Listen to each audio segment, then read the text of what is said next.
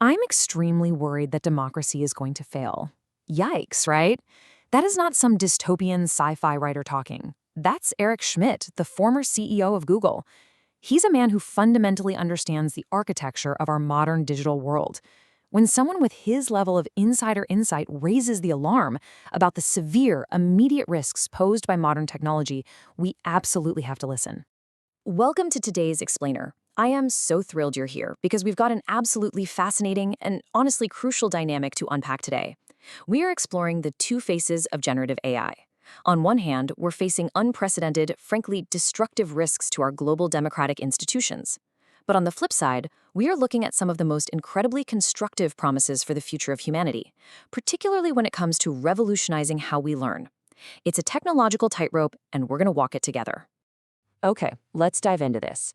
Here is our roadmap for today: the generative AI era, AI's threat to democracy, defending the truth, revolutionizing global education, dynamic learning and visuals, and finally, shaping the AI future. So, part one, the generative AI era. We are officially in an era of massive combinatorial innovation. Think about diffusion models. The exact same underlying code can scale up to whip up incredibly realistic media in literally seconds. But here's the catch. This tech doesn't have a moral compass. The algorithm that generates an awe-inspiring 3D model to solve a complex scientific problem is the exact same tool someone else can use to synthesize a totally deceptive fake video. It all comes down to whose hands the tool is in.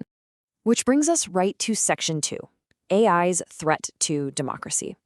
And this brilliantly illustrates the core conflict we're facing right now. On one side, you have authentic public discourse, the messy, truth-based debate that actually keeps a society functioning.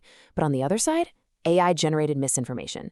Generative AI basically lets bad actors flood the zone with synthetic noise, and it costs them absolutely nothing. This noise bypasses critical thinking entirely, tapping straight into those visceral emotions and just pouring fuel on extreme political populism. It creates this heavy fog where, honestly, citizens can't even tell what's real anymore. This brings us right back to Eric Schmidt's warning. He pointed out that when image generation becomes indistinguishable from true images, democracy could actually die. Why? Because we are deeply visual creatures. When you see a highly realistic deepfake, it triggers an instant emotional reaction. If a manipulated fake image goes viral just a couple of days before a major election, well, the truth just can't lace up its boots fast enough to undo the damage. It fundamentally fractures electoral legitimacy.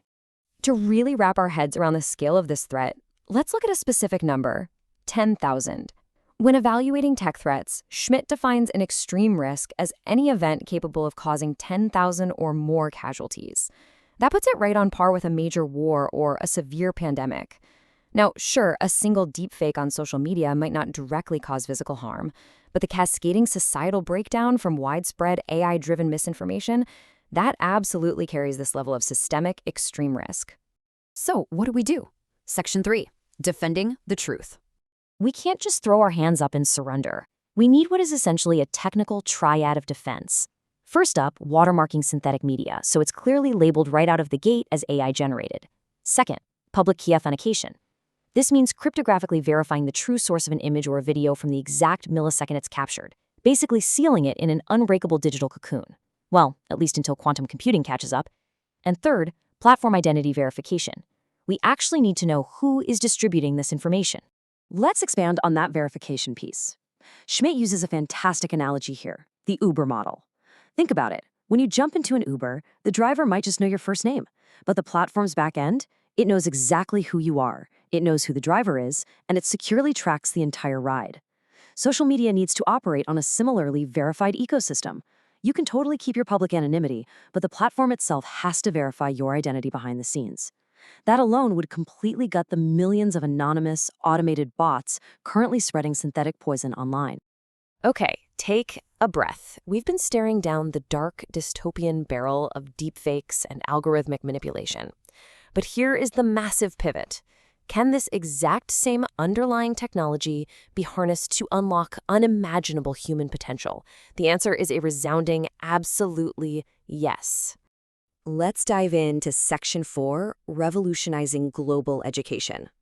This is where we see the most wildly optimistic promise of all this tech: the AI tutor. Imagine the ultimate goal here: An AI available to anyone on Earth in literally any language, acting effectively as a personal polymath right in a student's pocket. It never gets tired, it never loses its temper.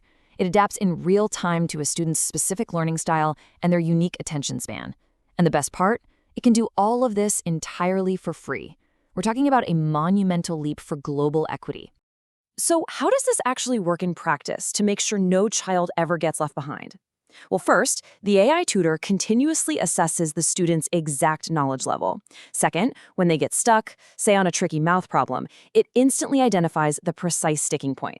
And third, it breaks that complex concept down into infinitely small, digestible steps.